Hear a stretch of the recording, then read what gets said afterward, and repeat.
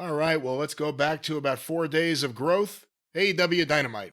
Oh boy. So then we had the long awaited Casino Gauntlet match. They had another Casino Gauntlet for a shot at the World Heavyweight title held by Dick the Boozer, the world's most dangerous plumber, that will happen next week in the Boozer's hometown of Cincinnati, where, from what we are told and what we are seeing here now on this go round, nobody gives a shit in Cincinnati that John Moxley lives there or is from there. He never draws in Cincinnati. Is he the only majorly pushed wrestler in the world that doesn't draw in the place he lives? He's the worst kind of heel, an unknown heel in his hometown. Yeah, I don't know. I mean, they've done better crowds in Cincinnati. It feels like they've gone to Cincinnati a lot. Well, remember they were supposed to be in Louisville, but they ixnayed that and they moved to Cincinnati on about 2 weeks' notice. John Moxley's segments have killed the ratings. John Moxley's segments have caused AEW fans to just pray for it to end. The amount of people I've seen praying for Kenny Omega to just win the title and the Moxley stuff to go away. And by the way, I'm on that team now. Just give Omega the AEW title. Let's go back to what it was a few years ago. This Moxley stuff is terrible. He's a heel that you wouldn't want to support. Why would anyone in his hometown want to support him?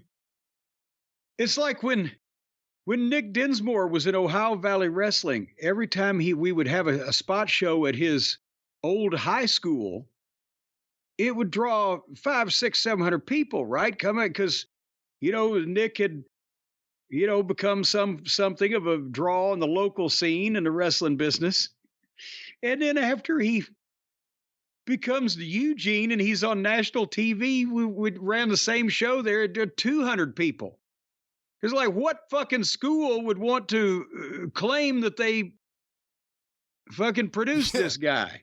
Here's our former valedictorian right here coming out. Yeah, here he comes. He's waving at the crowd. So that killed that.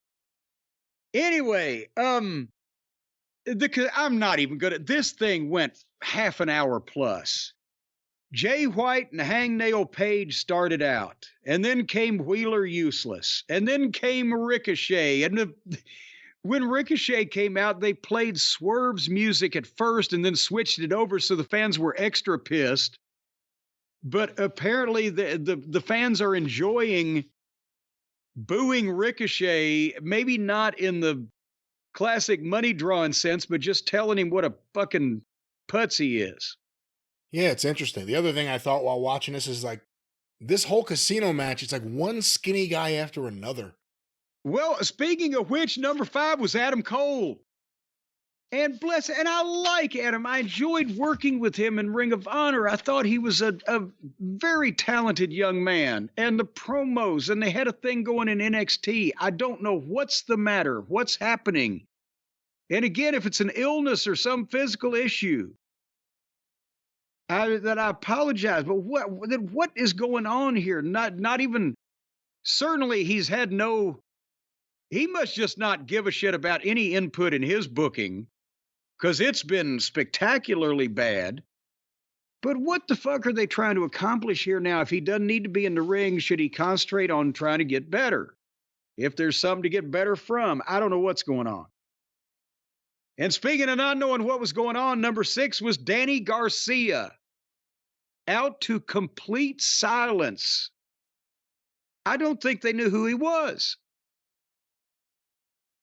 And then again, another really skinny guy. It was a noticeable difference from this to NXT or WWE. Anything you see, everyone was a slight guy. Slight. Loved it. They were very emaciated. Not emaciated, just slight. Like, no one is imposing in any sense of the word. Well, here we go then.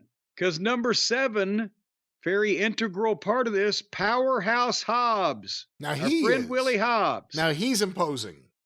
And he got in and threw everybody around. And it woke the people up when he would do that. This went across the 9 o'clock hour, but it was 20 minutes and it was still going on. But when Hobbs was beating everybody up, I thought, they could get him over if he wins this, but then he'd have to wrestle Moxley.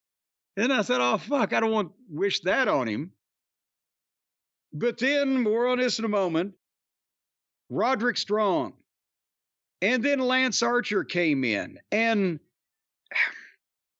again, a few years ago, without the Jake Roberts thing and the beating up the production assistants and the here today, gone tomorrow, and all these other things, you might could have got something out of Lance, but right now he detracted from Hobbs being the biggest guy in the match, and Hobbs versus Archer did neither guy any good because they both have to be big and invincible, and nobody's going to tell Archer, apparently, fucking fly for Hobbs because he's our horse in this race. So then Kyle O'Reilly.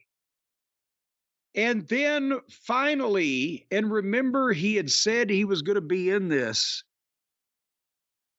Jeff Jarrett. The music plays, and here comes Jeff, and the people really woke up for pretty much the first time 25 minutes in. Hey, listen, despite that email you got, it may be 50 miles outside of Nashville, but that was a Jeff Jarrett crowd. Well, yes, because it's still the Nashville TV market, and most of those people probably came, to be honest, from Nashville. And because Clarksville ain't that big a town. And besides that, he's been on television here for almost 40 years next year. And because he's in Nashville and he's business-minded, I'm sure he was doing some local publicity.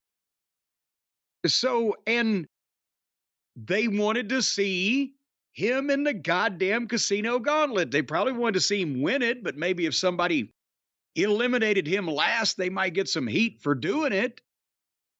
Or any of them. But as he's on the way to the ring, Wheeler Useless, of all people, jumped him from behind in the aisleway, and they fought to the back.